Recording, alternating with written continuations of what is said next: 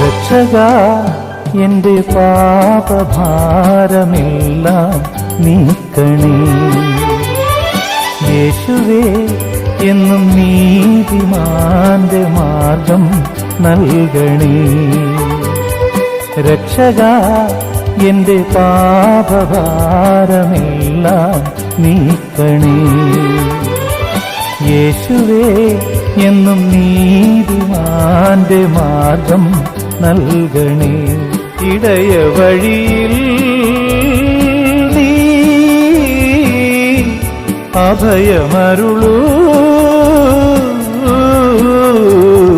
രക്ഷകാ എന്റെ പാപഭാരമെല്ലാം നീക്കണേ. യേശുവേ എന്നും നീതിമാന്റെ മാർഗം നൽകണേ.